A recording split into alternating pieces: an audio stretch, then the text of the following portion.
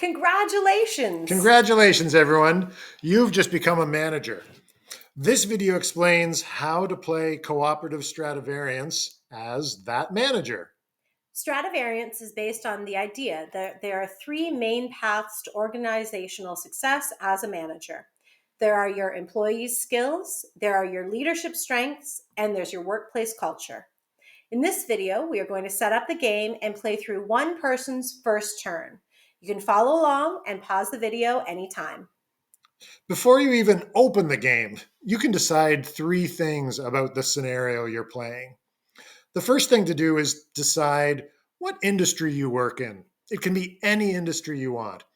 If you're playing with people you work with, you likely want to play the actual industry you work in. The second thing to decide is the name of your organization. Again, if you work together, you can choose the name of your organization. You can also play that you work at different organizations that are cooperating together. Perhaps these are all nonprofits or public sector organizations working on the same problem. In that case, each person can name the organization that they are a manager in. The third thing to decide is three technical skills that employees have in that industry. Not soft skills like cooperating, but technical skills that are important in your industry. And you can label these three skills A, B, and C. We are going to play that we just got hired to be managers at the same summer camp called Camp Scuba. Skill A is scuba diving. Skill B is taking care of scuba equipment. And skill C is fish identification. Okay, we're ready to unbox Stratevariance.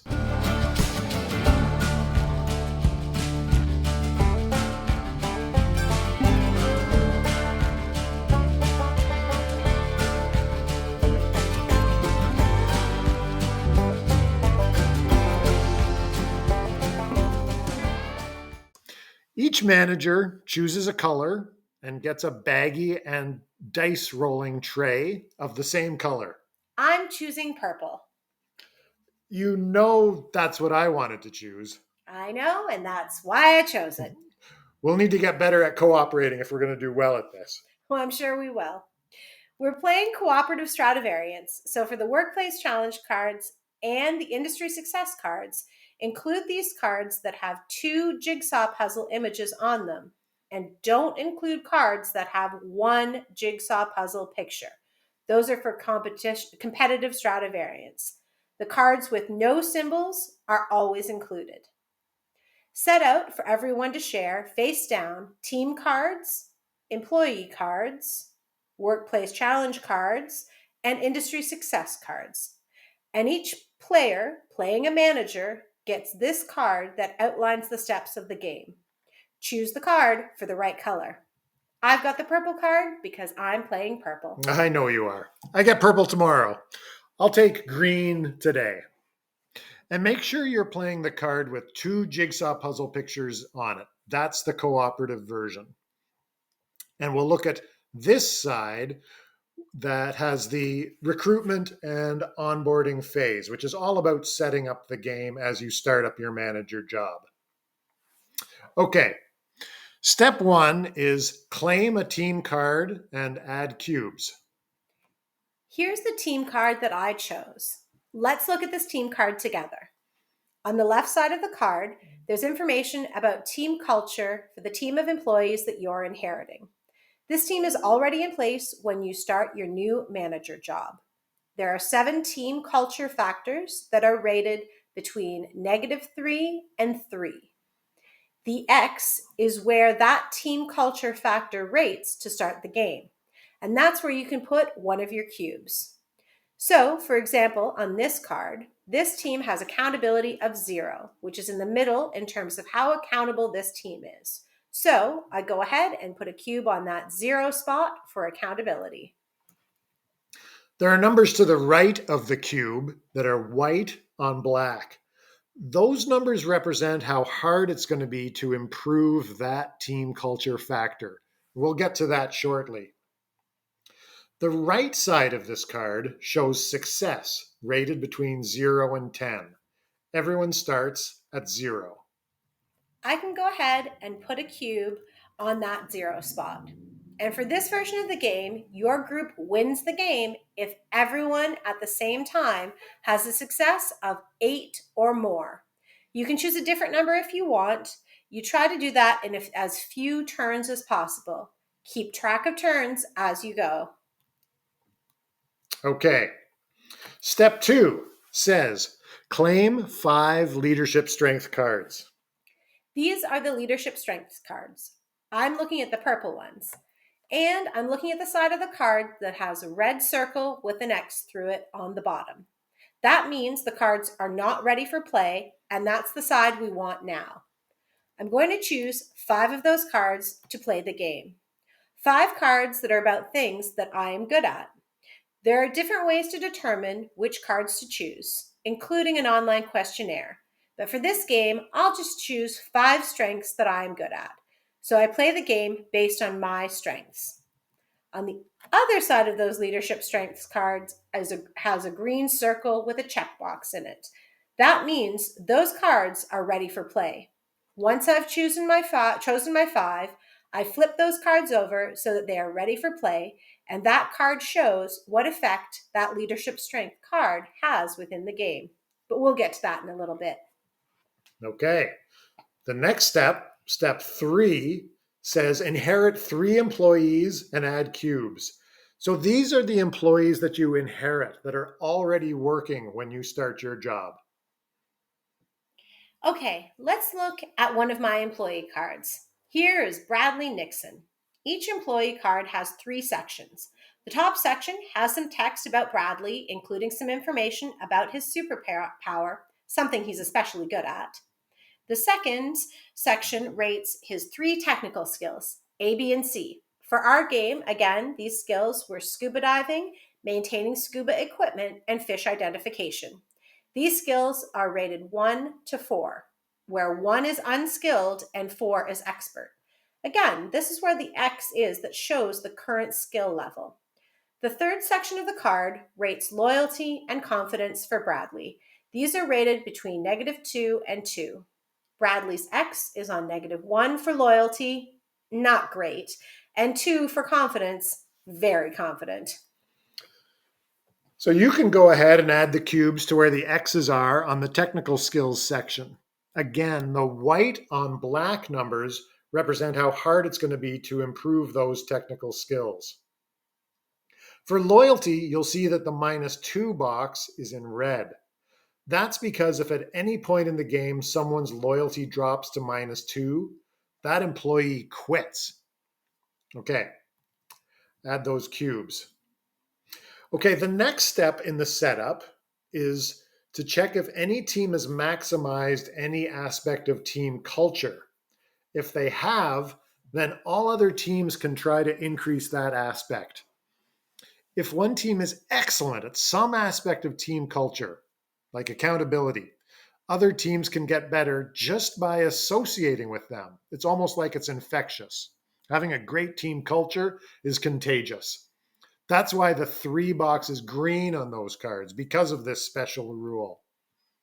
So here's my team culture card. And you'll see here that we haven't maximized any aspect of our team culture. My team isn't at the top, not at 3 out of 3 there for anything. But let's say that my team has accountability of 3. They're in that green zone. All the other managers that are playing get to try to improve their accountability. Well, that's great because my team accountability is at 0. And in order to improve it, I look at the number to the right of my cube where the X is to see what I need to get or beat on a dice roll. I need to roll at least 5. It's going to be difficult for me to improve my accountability. I roll 1 dice, and if I get at least a 5, I improve accountability. This is going to be hard, but I get to give it a try. Good luck. And I got it. I get to improve accountability for my team by moving up from 0 to 1. For the rest of the game, if one of the managers maxes out on some aspect of team culture, then all the other managers get to try to increase that aspect of the team culture, just like what we just did. So remember to watch for that. Okay, Next step is 4B. If an employee is an expert at any technical skill, all other employees on that team, that manager's team, who are unskilled can try to increase that technical skill. I have Nixon, and he's not an expert in anything. None of the X's are under the 4 category. I also have Harsimaran, who is expert at skill A. She's so good at it that just by being around her, sort of watching her work, employees who are unskilled can get better at skill A. Another employee on the team is Robert Menard. Robin is unskilled at skill A, so her score is a 1 out of 4. I get to try to improve her skill A. I need to roll at least a 6 to move the cube to the right. The 6 is the number that's white on black, underneath the 2 on the right of the cube. So if I can roll at least that, then Robin will improve the skill. I roll the 6. Nice work. It works. Okay. So we're back to this card.